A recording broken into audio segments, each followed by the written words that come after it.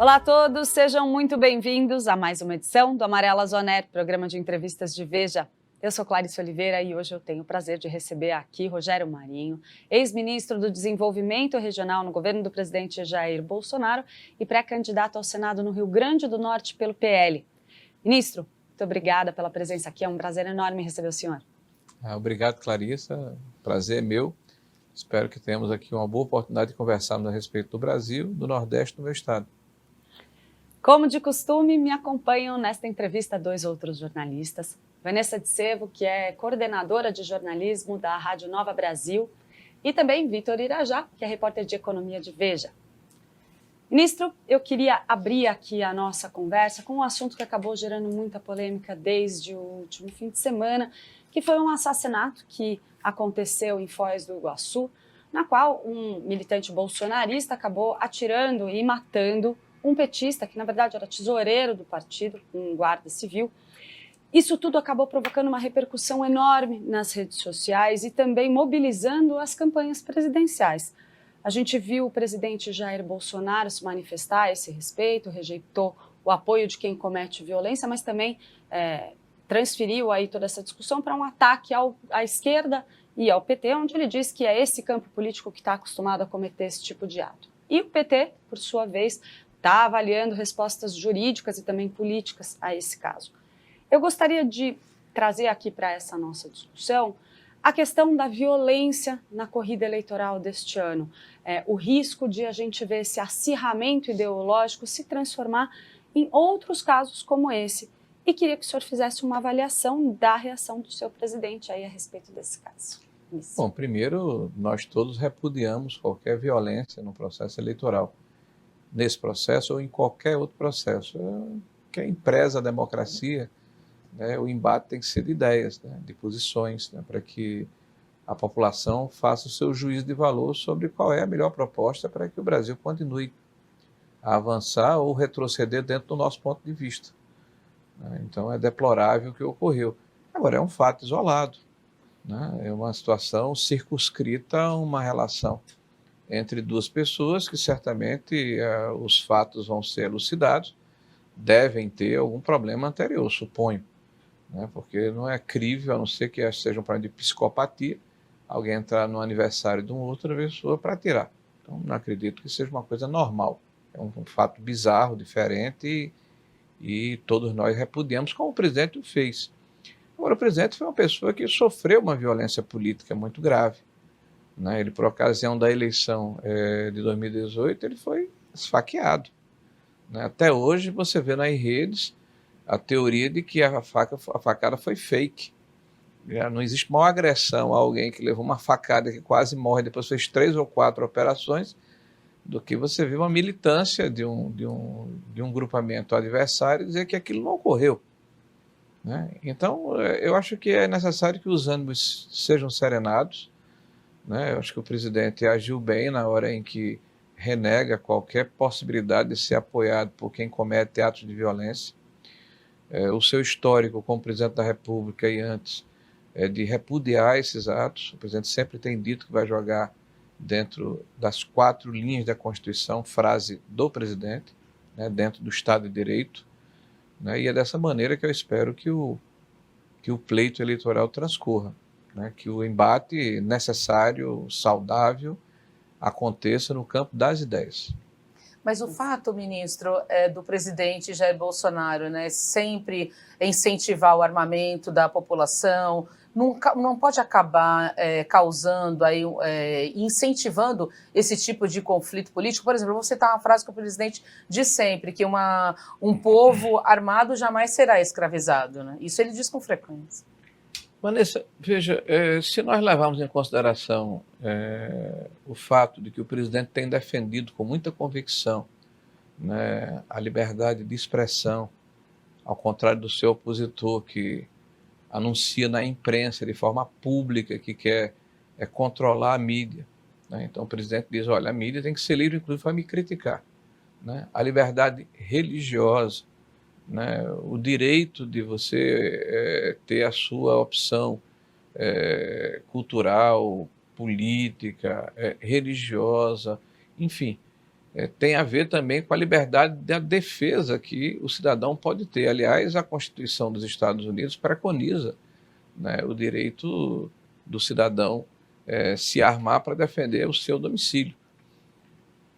Um fato que me parece muito, muito forte, né, e aí a gente tem que se debruçar sobre ele, é que de 2018 para cá, a redução no número de crimes no Brasil decaiu em mais de 30%, 34% ou 35%. Eram 63 ou 64 mil homicídios por ano, e hoje nós estamos com 43 ou 44 mil homicídios por ano. E foi o período justamente em que aumentou o número de pessoas que passaram a ter porte de arma, e os clubes de armas proliferaram pelo país. Nós sabemos que para você ter um porte de arma hoje no Brasil, você tem que fazer um exame psicoteste, para saber se você tem capacidade de portar essa arma, você tem que ter antecedentes, você tem que ter emprego, residência fixa. E quem estava armado no Brasil, e nós sabemos disso, não é segredo para ninguém, eram os bandidos, os criminosos. Aliás, os criminosos se armam pelo contrabando, né? Então, o contrabando é muito forte no Brasil e existem territórios dentro do Brasil que o Estado não consegue entrar. E agora, inclusive, com a permissão ou com a condição dada pelo Supremo Tribunal Federal. Então, você não pode, por exemplo, fazer durante um período de tempo, incursões em áreas periféricas do Rio de Janeiro. Não podia sequer passar um helicóptero sobrevoando essas áreas. E aí há um aumento da criminalidade e as pessoas começam a se perguntar se o Estado também está protegendo o cidadão de bem.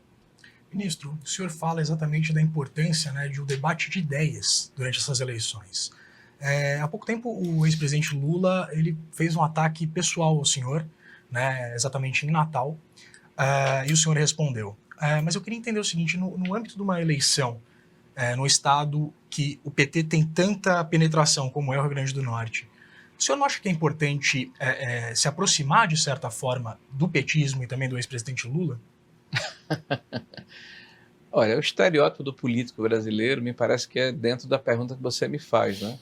As pessoas são candidatos que são produtos de um marketing, né? E normalmente é um produto falso, né? E quando vão exercer o mandato, ou no legislativo ou no executivo, são completamente diferentes. E a população não tem um PROCON a quem recorrer, ele vai ter que aguentar aquela mercadoria por 4 anos ou por 8 anos.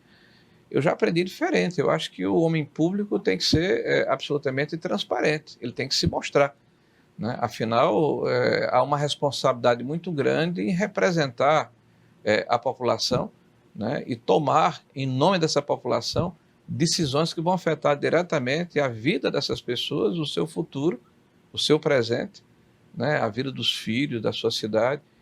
Então, nós temos uma posição muito clara de confronto, de antagonismo, antagonismo com as ideias que o Partido dos Trabalhadores defende, né? Nós estamos assistindo agora a um festival de horrores. O que o presidente Lula tem comentado, e depois alguém vai lá e retifica que não foi bem isso que ele disse, é uma volta a um passado que eu particularmente deploro, e boa parte da população brasileira. Então ele defende, por exemplo, que haja um retrocesso nas reformas estruturais que foram feitas no Brasil. Ele defende que as privatizações que foram efetuadas sejam revistas. Ele defende a volta do corporativismo e da apropriação do Estado por um partido político. Ele defende que o Estado volte a financiar os países da América Latina e da África que são afinados ideologicamente com ele, né, e eventualmente com o partido que ele defende. Então, infelizmente, não é isso que eu defendo. Eu não vou me candidatar ao Senado da República afirmando uma coisa ou fazendo de conta que eu estou vendo uma coisa e, quando exercer o mandato, me comportar de maneira diferente. Eu espero que a população do Rio Grande do Norte possa fazer a escolha, né, levando em consideração o histórico das candidaturas, de quem nós somos, o que fizemos e o que pudemos realizar pelo Estado. Um Estado pobre, um Estado que hoje precisa de um choque de desenvolvimento, precisa fazer uma mudança na sua política de atração de empreendedores, né? O Estado tem ficado para trás em relação a estados vizinhos, né? E principalmente no Senado da República, me permita aqui para alongar um pouco a minha resposta, mas eu acho que é pertinente, é o único lugar em que o Rio Grande do Norte tem o mesmo tamanho de São Paulo, do Paraná, de Minas Gerais. O que vai nos diferenciar é a qualidade da representação. Então, no Senado da República, os temas não serão só do Rio Grande do Norte, serão temas de interesse do país. Então, lá vamos decidir, por exemplo, de que forma a economia do Brasil vai se comportar. Vamos decidir de que forma os costumes vão ser estabelecidos. Eu, particularmente, acho que não é o palco, o fórum adequado para se decidir a questão do aborto, não é o Supremo Tribunal Federal. É o Senado da República, é a Câmara Federal, onde os representantes são eleitos pelo povo brasileiro. Tá? Então, eu posso até ter uma ideia diferente do que a maioria decidiu, mas democraticamente nós temos que aceitar a posição da maioria. Isso é democracia. Ministro, eu queria fazer um vínculo com um ponto que o Vitor falou e voltar um pouquinho no assunto que a gente estava tratando anteriormente. Ele mencionou aí aquela questão do quase um bate-boca ali via jingle que o senhor teve com o ex-presidente Lula, né? Ele chamou o senhor de baixinho, o senhor chamou ele de bêbado, basicamente, né? Aliás, textualmente, né, ministro? Eu não, foi um jingle. Bom, mas é um jingle da sua campanha Não, que da minha representa campanha, não. o senhor. Não foi eu que fiz, não. Bom, de qualquer forma, um jingle representando o senhor, a gente vê isso a gente não está observando, e aí puxando um pouco essa questão da violência, uma agressividade muito grande já nessa fase da campanha, onde o debate está saindo um pouco do campo de ideias para ir para um baixo nível aí, né, ministro? Acho que mesmo que seja só pegar a declaração do ex-presidente Lula, chegar e chamar o senhor de baixinho, como se isso fosse mas como se isso fosse relevante para a questão gerencial, né? Não vamos mudar, fingir que não existe aí um ataque pessoal. Né? Então a gente está vendo ataques pessoais, acontece um crime que o senhor mesmo descreveu como um caso pontual, pelo qual o presidente Jair Bolsonaro não pode ser culpado, mas aí o presidente vai lá, faz um ataque à esquerda inteira, dizendo, olha, vocês é que fazem esse tipo de coisa, a gente não faz. E não a gente está vendo esse acirramento de ânimos num estágio da campanha em que a coisa ainda nem começou. Imagina o que vai acontecer lá na frente.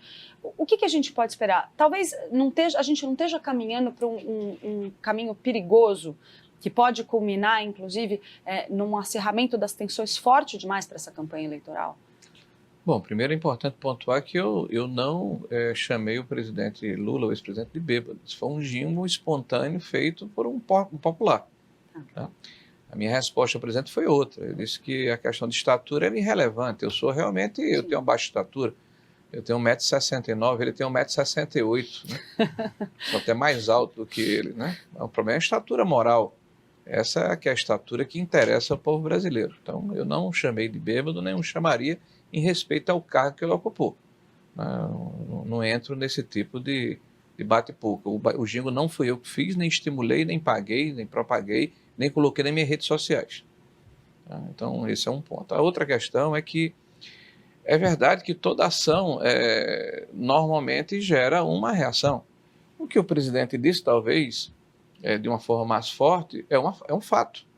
Né? Se você verificar o histórico dos movimentos de esquerda no Brasil, o próprio MST fez ao longo de várias décadas um processo de ocupação das terras produtivas de uma forma absolutamente belicosa, né? Destruindo propriedade privada, destruindo plantações, incendiando tratores, expulsando pessoas com foices, né?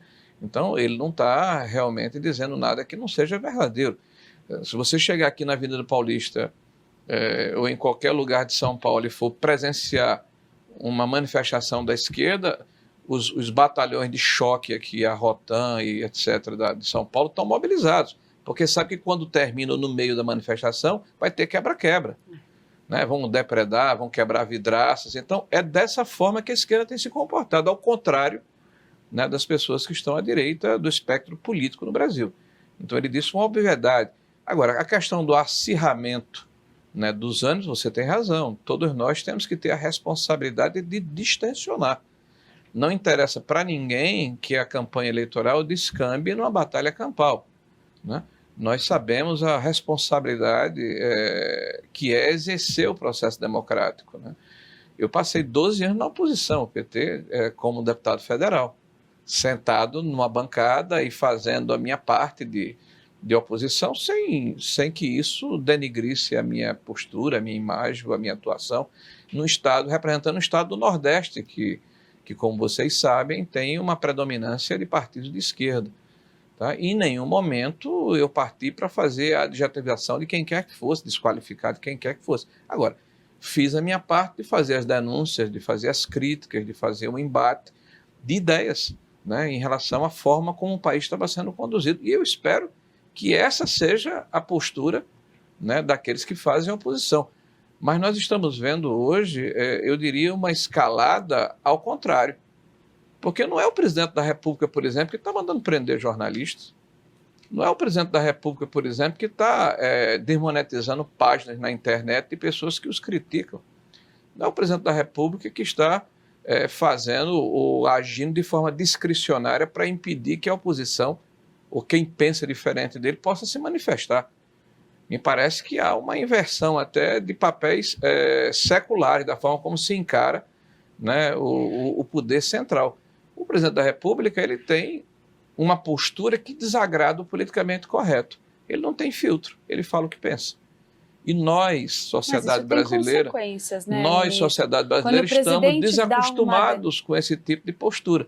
Nós estamos mais acostumados, Vanessa, com alguém que senta numa cadeira e pensa tanto para falar que não fala a verdade, que fala o que a população precisa ou quer escutar. O presidente já disse que era preciso fuzilar a petralhada. Não, é isso que está sendo usado. Nós sabemos, e você sabe fazer o filtro, né, que isso é uma questão figurada e superlativa. Ele disse, fuzilar no sentido de ganhar a eleição, de retirar as pessoas do poder. Ele não falou no sentido de matar, de dizimar. Aliás, vou reiterar, quem sofreu violência política foi o presidente, que foi esfaqueado. Agora, na esteira do que a Clarissa está dizendo, ministro, eu me lembrei do presidente do TSE, o Edson Fachin, que disse recentemente que nós já temos tensão, temos violência, agora temos uma tragédia. Ainda estamos na pré-campanha. Em relação ao quê? Então, em relação aos conflitos políticos. Senhor, e como ele disse, o Edson Fachin, nós corremos o risco de ter uma invasão ao Congresso, como teve nos Estados Unidos, já que o senhor citou também a legislação americana que garante aí o cidadão andar armado. O senhor acredita que nós podemos chegar a uma situação como essa, por exemplo, uma invasão ao Congresso, como houve lá nos Estados Unidos? Eu quero dizer que eu tenho saudade quando os juízes se manifestavam nos autos dos processos. Quer dizer, o árbitro da eleição, que é o presidente do Tribunal Eleitoral Superior, fazendo declarações políticas que caberiam a líder de oposição ou qualquer outra pessoa na sociedade, e não a um juiz que vai presidir o pleito. Na hora em que nós temos esse tipo de atitude, acirra o processo eventual do que ele eventualmente está combatendo. O senhor acha que o Supremo acaba contribuindo para jogar lenha na fogueira? Eu não vou generalizar, eu falei especificamente em relação à declaração que a Vanessa colocou. Eu acho que na hora em que um juiz não fala dentro dos autos e dá declarações políticas e faz o embate político, naturalmente suscita a reação de quem pensa diferente. Então não vamos estranhar se alguém for lá combater, dizer que está errado. Né? A gente não pode, nesse momento, dizer o seguinte, o cara falou contra o que pensou o ministro do Tribunal Superior Eleitoral, ele está cometendo um crime, porque omitiu opinião também. Essa é a minha preocupação. Eu tenho muita saudade do tempo em que os ministros se manifestavam e falavam dentro dos autos, não davam declarações políticas e não faziam juízo de valor sobre eventuais situações que eles vão julgar no futuro. Ministro, o senhor falou que quer debater ideias, né, exatamente nesse âmbito das eleições. Então eu queria puxar o papo um pouquinho para a economia. Né? O senhor teve um papel importante tanto na reforma da Previdência quanto na reforma trabalhista. Apesar de serem matérias que foram importantes para a economia do país, elas não são muito tragáveis, né? Elas não trazem muitos votos. Eu queria entender, né, eu queria fazer, na verdade, duas perguntas. Entender primeiro o desafio de ter tido essa atuação nessas duas reformas e, em segundo lugar, como é que o senhor recebe essas promessas ou ameaças do ex-presidente Lula de rever a reforma trabalhista? Eu gosto de Lula. Olha, eu acredito que o Brasil precisa modernizar o seu escopo legislativo, a sua burocracia, porque o ambiente tem que ser bom para quem quer empreender, porque o recurso, o dinheiro, ele é susceptível, é o bicho mais tímido que existe, é o tal do dinheiro. O mundo está líquido, existe assim um excesso de liquidez no mundo inteiro. E esse recurso vai buscar um pouso seguro, e não apenas fora do Brasil, dentro do Brasil. Tem muita gente aqui com muito recurso, que fica avaliando se o ambiente é confortável, se há segurança jurídica, porque são essas pessoas que geram emprego. O Estado não gera emprego. Não é o governo federal, não é o governo do Estado, não é o governo do município que gera emprego. Quem gera emprego no Brasil é quem empreende, é quem edifica, é quem constrói. É desde aquele cidadão que acorda de 3 horas da manhã, né, e mora na periferia de São Paulo, e vai ao Ceasa, escolhe a fruta, bota numa carrocinha e sai mercadejando num bairro, esse é um empreendedor. Até um grande varejista de um atacarejo, até um grande fabricante de autopeças em São Paulo, no Paraná ou em Minas Gerais. Então, esse cidadão tem que sentir que o ambiente em que ele está investindo é um ambiente confortável para ele, né? Então, toda a nossa luta como parlamentar e depois como membro do Executivo e antes como cidadão foi no sentido de desburocratizar o Estado, de simplificar as regras, de torná-las mais confiáveis, mais confortáveis, mais nítidas, né? Então, para mim, é uma missão na minha atividade como político, tá? Eu não tenho nenhuma hesitação de defender o que eu acredito. O Brasil precisava modernizar uma legislação que tinha 70 anos. Eu vou dar um exemplo claro, que vocês todos vão entender bem. Antes da reforma que foi feita em 2017, não existia a normatização para se trabalhar em casa, não tinha o home office ou o teletrabalho. Isso foi feito pela reforma de 2017. Antes de 2017, você não podia dividir em 3 as suas férias. Agora você pode. Você não tinha banco de horas móvel, né? Então você tinha uma legislação de 1943, cara, que era um negócio completamente diferente, era necessária a modificação. A grande mudança que ocorreu na reforma, que gerou toda uma celeuma e uma narrativa contrária, foi que se tirou a obrigatoriedade do imposto sindical, que era o que propiciava toda a sua condição estruturante às centrais sindicais. Então você deixou de ser obrigado a contribuir com um dia do seu trabalho. Você faz isso de forma opcional. Quer contribuir, você pode. Então isso baixou de 4,5 bilhão de real. Eu vou botar até no singular, bilhão, é bilhões, né? De real por ano para 100 milhões de reais. Então isso é toda a raiva que gerou. As narrativas são tão frágeis. Porque a reforma tirou emprego. Se você pegar um marco temporal, eu estou dizendo aqui para qualquer um, estou desafiando qualquer um depois de ver os dados que eu estou dizendo aqui, tá? Joga 5 anos para trás, até 2012, e joga 5 anos para frente. Para trás, menos 1.700.000 empregos.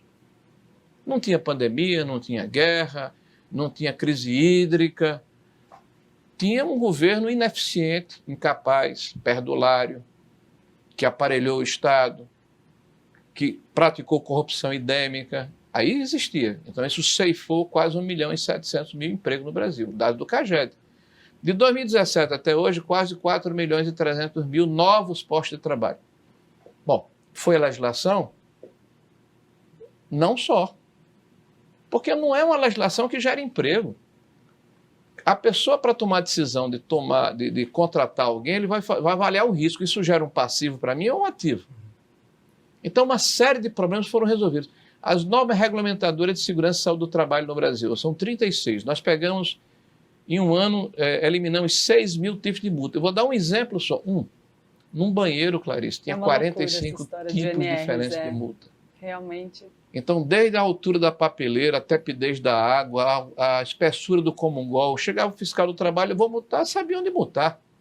Nós baixamos para 4 multas. Então, você simplificar, modernizar o Estado, fazer com que o trabalhador, quem empreende, quem leva o país nas costas, seja tratado como parceiro, não é crime. Da mesma forma, a questão da Previdência. Nós praticamos justiça social. Existia uma série de problemas que precisavam ser enfrentados, desde a questão de fraude.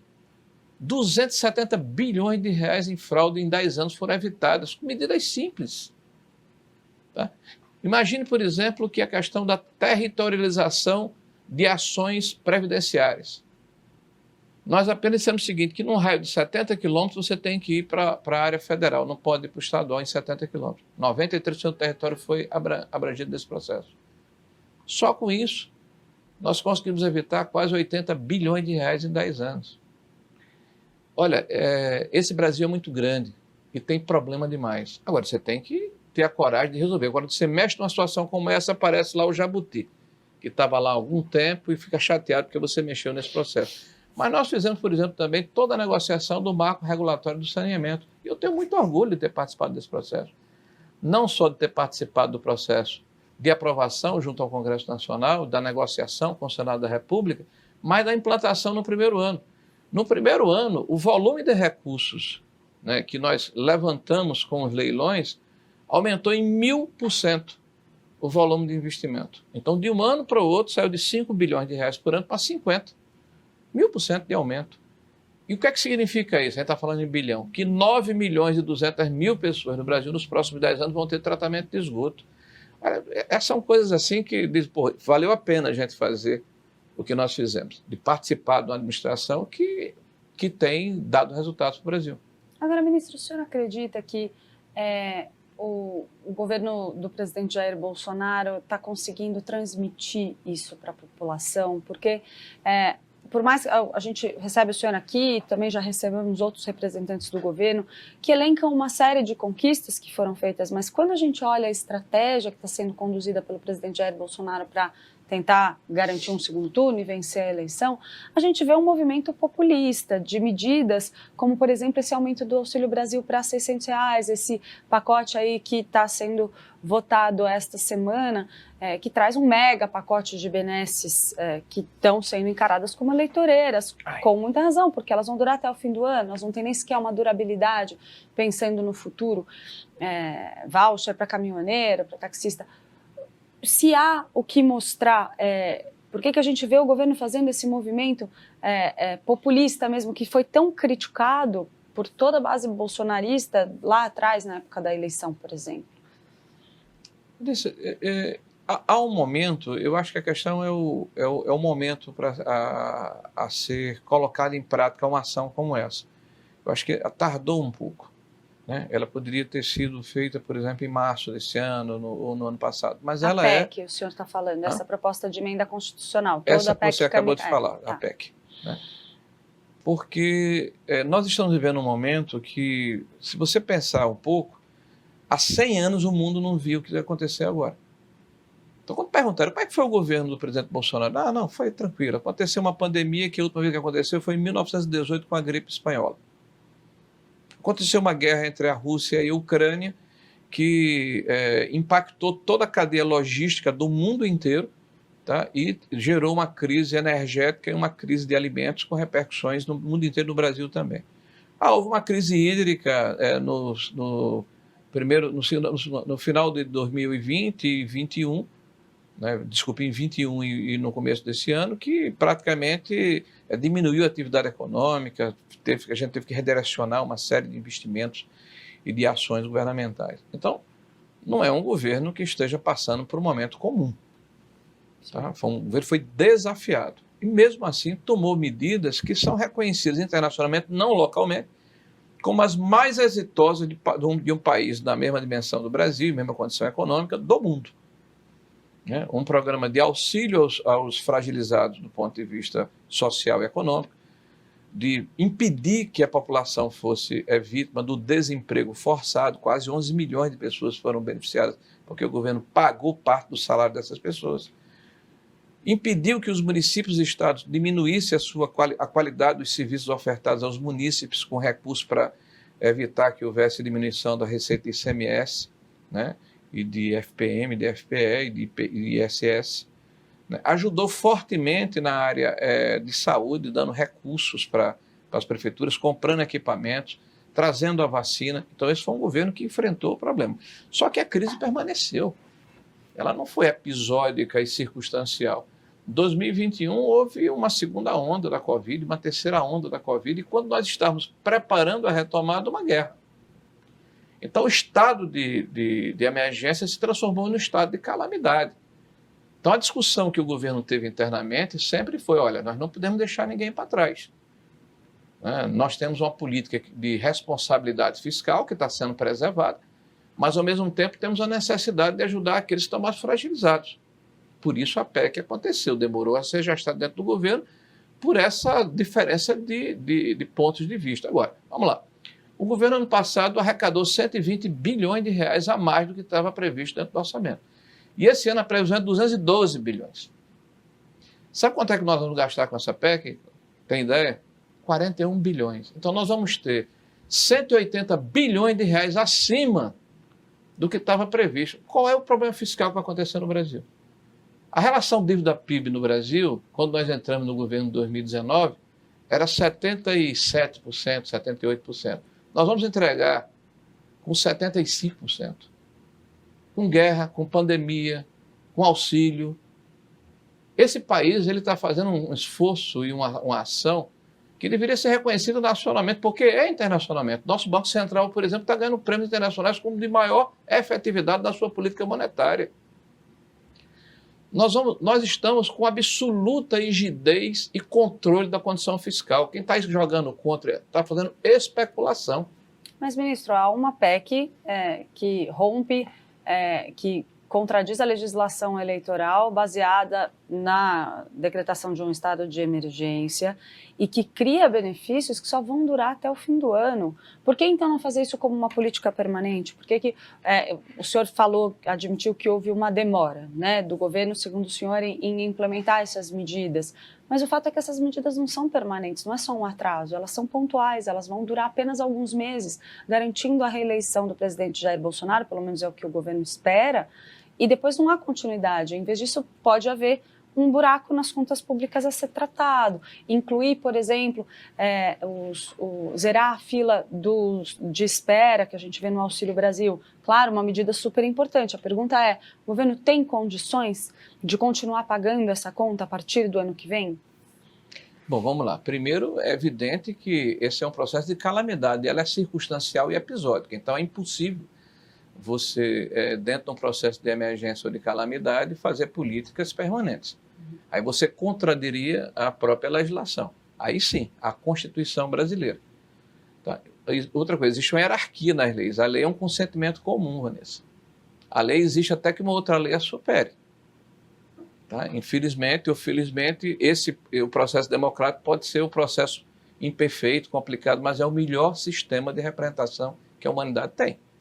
E para você mudar uma lei, é uma outra lei. E um consentimento comum, formado pelas maiorias das duas casas, e no caso específico, por 2/3 que é a Constituição brasileira. Inclusive a oposição, a gente tem que reconhecer que a oposição está votando massivamente a favor dessa PEC. Então não há ilegalidade nenhuma. Mas a oposição diz claramente que tem medo do impacto eleitoral. Bom, disso, se né? tem, vote contra, né? Então deixe de espernear e vote contra, né? Então, aí é jogo político. Bom, então se a Constituição é modificada, não tem nada de ilegal. E nós vamos combinar aqui entre nós que a própria oposição reconhece que nós estamos num momento de fragilidade econômica causada pelo aumento excessivo da inflação e dos preços de combustível e de energia. E quem sofre com isso é a grande maioria da população brasileira, que ganha abaixo de 2 salários mínimos. Então, independente da eleição, o governo tem que agir. Vamos esperar a eleição para socorrer aqueles que morreram de fome durante 3 meses. Puxa vida, também é uma questão que a gente tem que discutir do ponto de vista moral. Então, é o copo meio cheio e meio vazio. Você pode olhar da maneira que você lhe convier. Agora, que a discussão já existe desde o final do ano passado dentro do governo, por que não aconteceu logo? Porque existem pontos de vista antagônicos. E é um processo de amadurecimento da própria proposta que iria ser apresentada. É a divergência interna do governo que atrapalha? Porque o senhor já teve as suas brigas ali também, né? Qualquer governo tem divergência, é natural, porque se o governo fosse uma reunião de dervistas ou de lagartixas, né, então não seria um governo, né, seria o quê? Um convento de freiras ou coisa parecida. Então não é assim que funciona. Eu aposto que as freiras brigam também. Também. Mas talvez não tanto quanto o senhor e alguns outros ministros. Eu vou mudar essa analogia, tirar as freiras, vamos falar de derviches, né? Aquelas pessoas que estão todas organizadas, balançando a cabeça sem contraditar o mestre. Então é natural, qualquer grupo de pessoas tem as suas posições e coloca as posições para serem contraditadas. Vou fazer uma provocação exatamente nesse sentido, né? O senhor protagonizou ali uma rivalidade, vamos colocar assim, com o ministro Guedes durante boa parte do governo.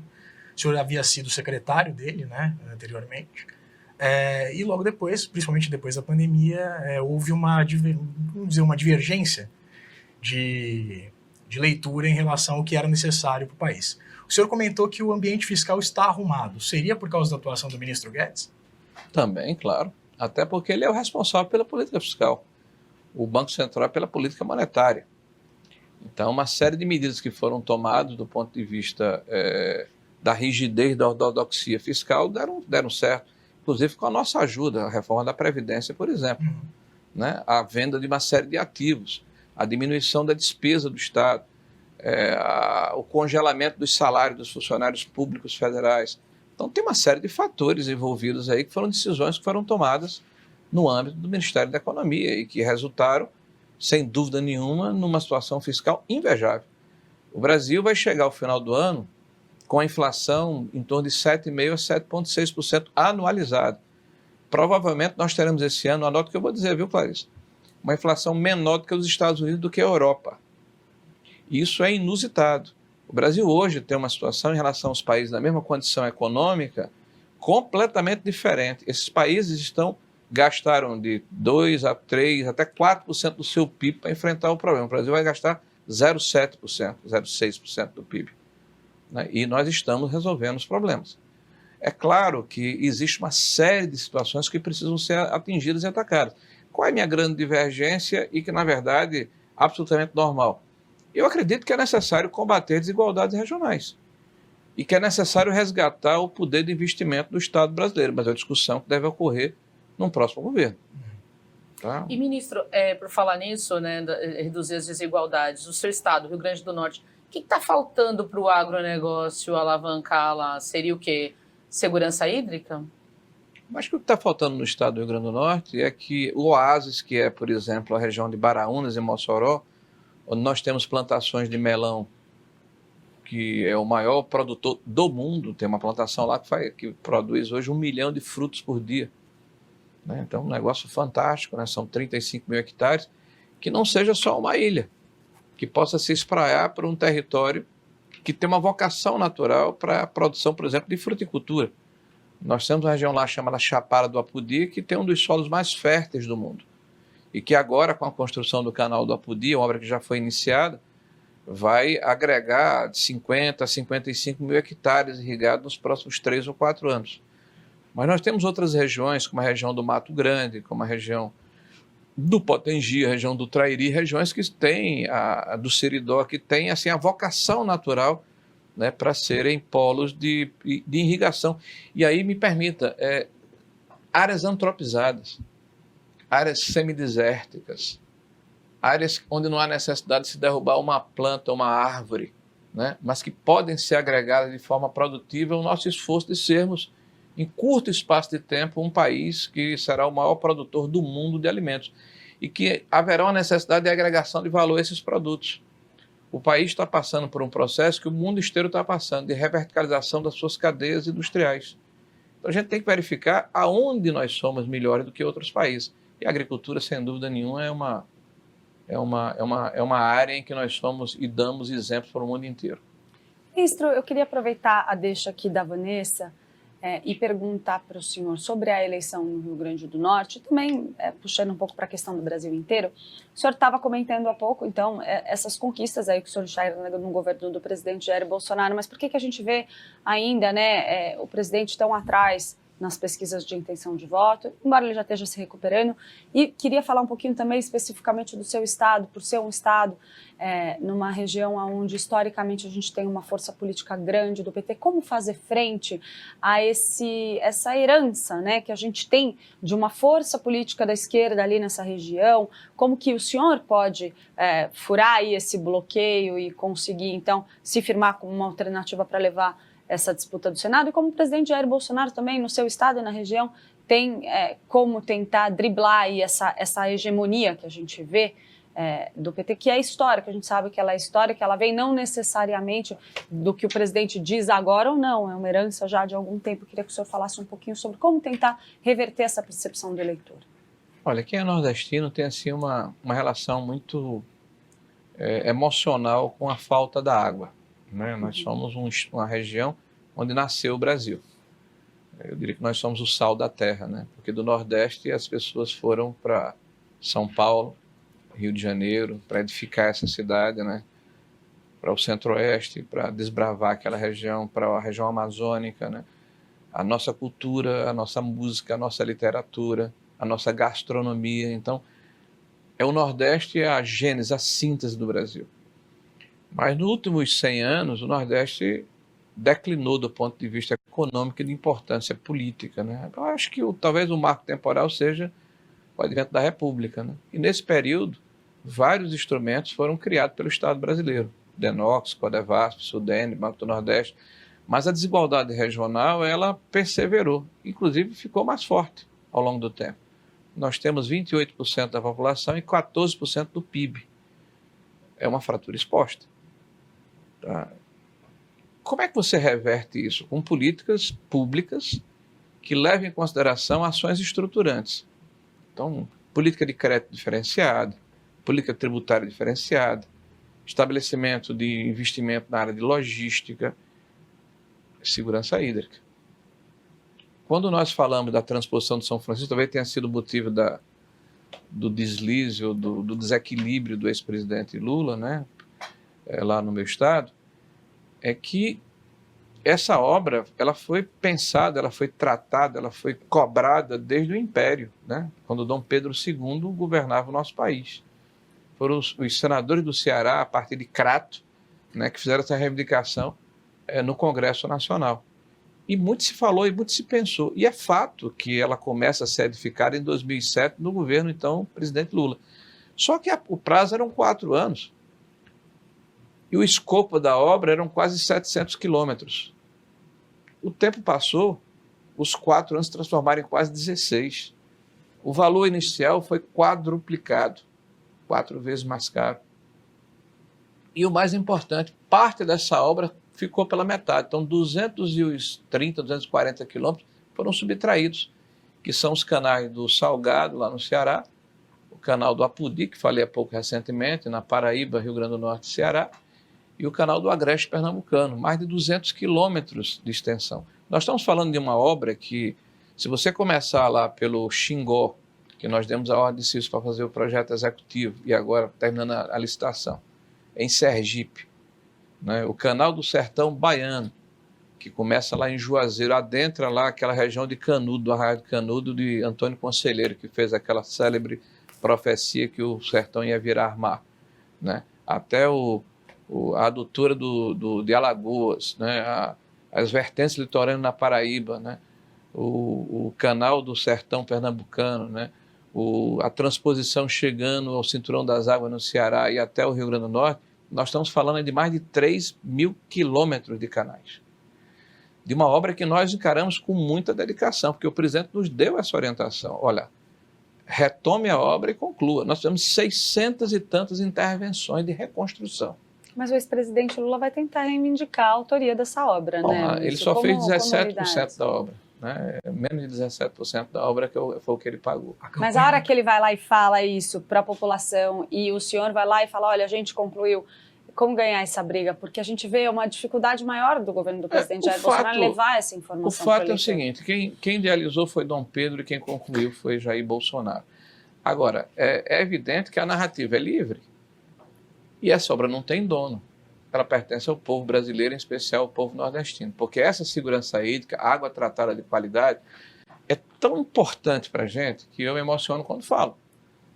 Porque a água não é só água para beber. É água, por exemplo, para diminuir a mortalidade infantil.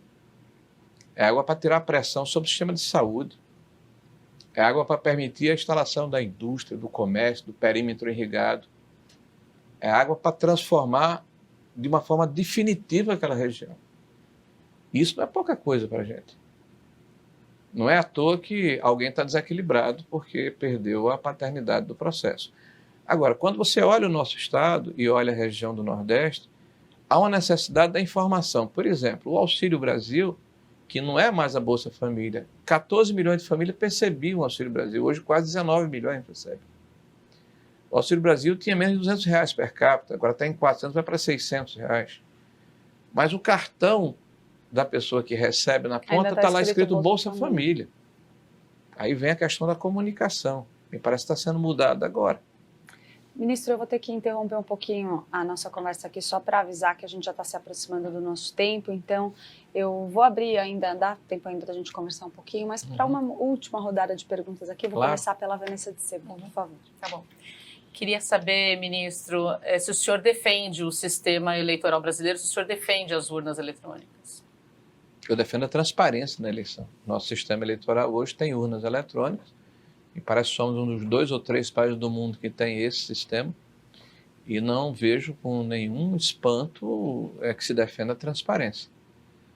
Eu vejo com espanto a resistência à transparência. De que tipo de transparência o senhor está falando? A possibilidade, por exemplo, de se auditar as urnas, e não necessariamente como se diz, que de forma inclusive enganosa, de que você voltaria o voto impresso. Nunca ninguém defendeu o voto impresso.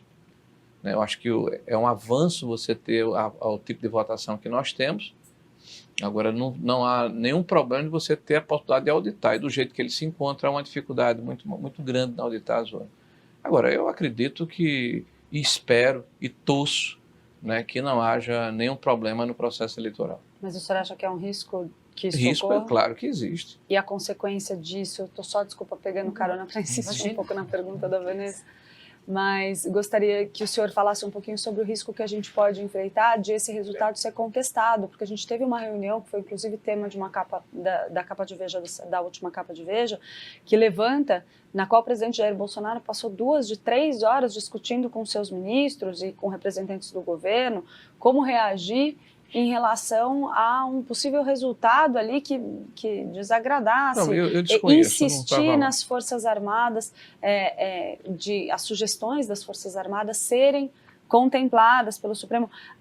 Era o momento a gente está correndo o risco de esse resultado ser contestado lá na frente, na avaliação do senhor?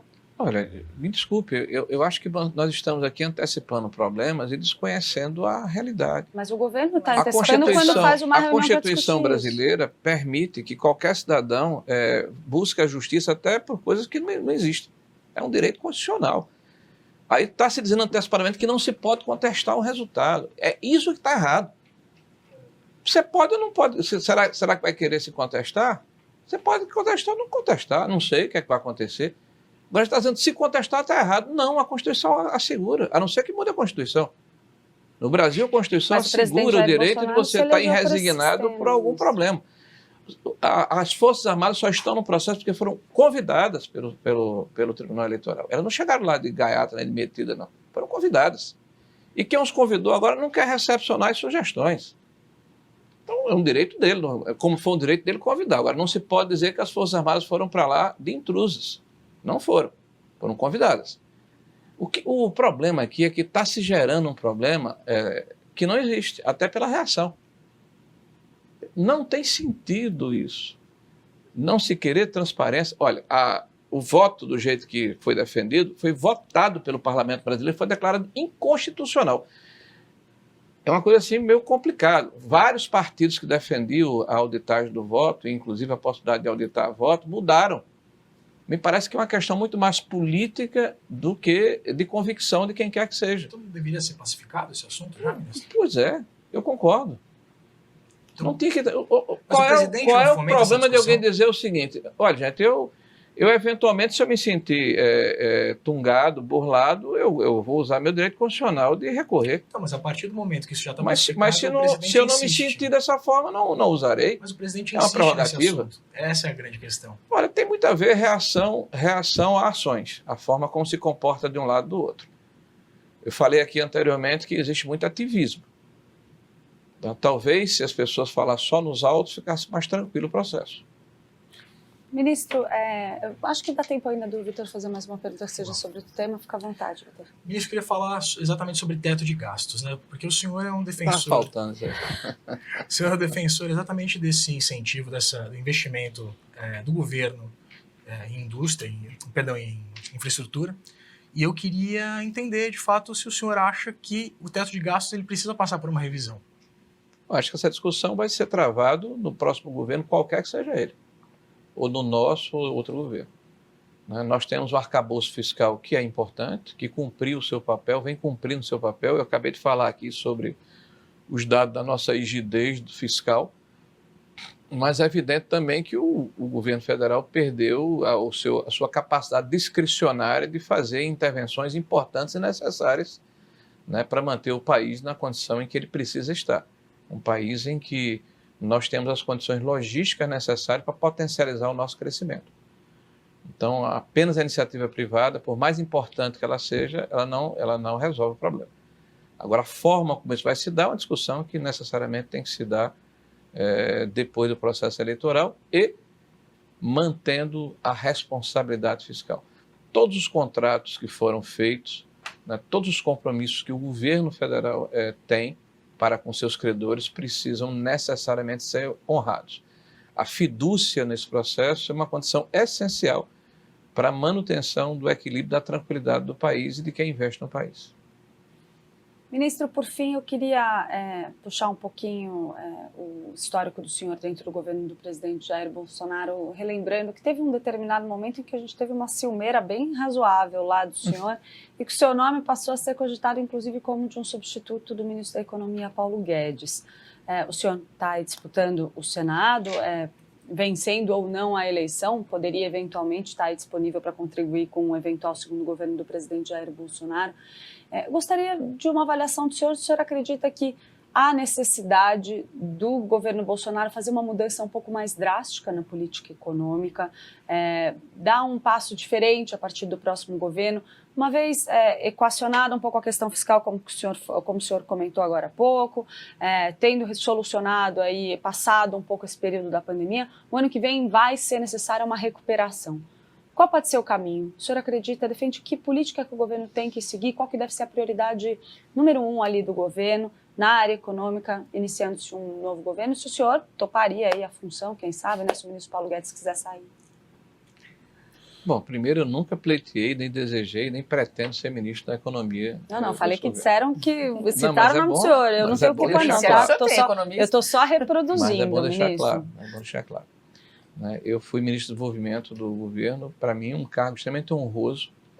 Aliás, se eu tivesse que escolher um cargo dentro do ministério, seria esse. Porque nada me deu mais satisfação como cidadão, como brasileiro, de fazer o que eu fiz, o que eu tive a oportunidade de fazer. E quem me deu essa oportunidade foi a confiança do presidente Bolsonaro, né, de poder levar água para o meu Nordeste, por exemplo. Para mim foi assim, um presente, uma dádiva, um coroamento de uma carreira administrativa e política. Eu sou muito grato à oportunidade que o presidente me deu. Dentro do governo, nós fazemos um time. Eu posso ter divergências com o ministro Paulo Guedes, podia ter tido, né, porque eu não estou mais no governo. E são perfeitamente naturais, porque ele é a pessoa que está sentada no cofre, eu sou a pessoa que quero gastar, né?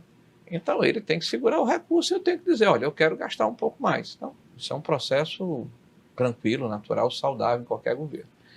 Em relação à próxima administração, nós temos aí uma janela de oportunidades. Quando chove, alguém chora, né, e outro vem de guarda-chuva, né? Então, nós estamos aí com uma pandemia e com uma guerra. Duas situações. Primeiro, houve uma desestruturação das cadeias logísticas e um novo reposicionamento. Então, todo mundo, o mundo inteiro não quer mais depender de uma máscara fabricada na China, né, de um chip feito lá em Singapura, né, de um respirador feito num outro país. Então, vai haver uma necessidade de que determinados equipamentos estratégicos sejam fabricados no país. Então, nós precisamos levar isso em consideração nas nossas políticas públicas de crédito, de incentivo e de investimentos públicos na próxima administração. A segunda questão é que o mundo está ficando cada vez mais bipolar. Tá? Os blocos estão delineados. De um lado, a Rússia, a China e esse grupo de países africanos e alguns da Ásia, e do outro lado, os Estados Unidos e a Europa. O Brasil precisa aproveitar essa oportunidade. Eu defendo que a gente não tem que se alinhar. Tá? A gente tem que aproveitar esse momento para crescer, para ter maior representatividade, para se reindustrializar, né? Para atacar nossas desigualdades regionais, para fazer dentro do Brasil aqui as cadeias produtivas que vão nos tornar mais relevantes no cenário internacional. Tá? E eu acredito muito que no segundo governo do presidente Bolsonaro isso vai acontecer com muita assertividade, pelas condições que foram construídas no primeiro. Ministro, infelizmente nosso tempo acabou, queria agradecer muito a presença aqui do senhor, foi um prazer recebê-lo. Obrigado também pela oportunidade. Obrigado a todos, Vitor, Vanessa. Queria também agradecer a presença dos meus colegas aqui, a Vanessa de Sevo e o Vitor Irajá. E aproveitando, mais uma vez eu quero agradecer a todos vocês que acompanharam mais essa entrevista do Amarellas On Air. Lembrando que esse programa é um oferecimento da JHSF, que a gente volta sempre todas as semanas com um entrevistado diferente. Eu estou de volta com vocês aqui na semana que vem. Uma boa semana a todos e até lá.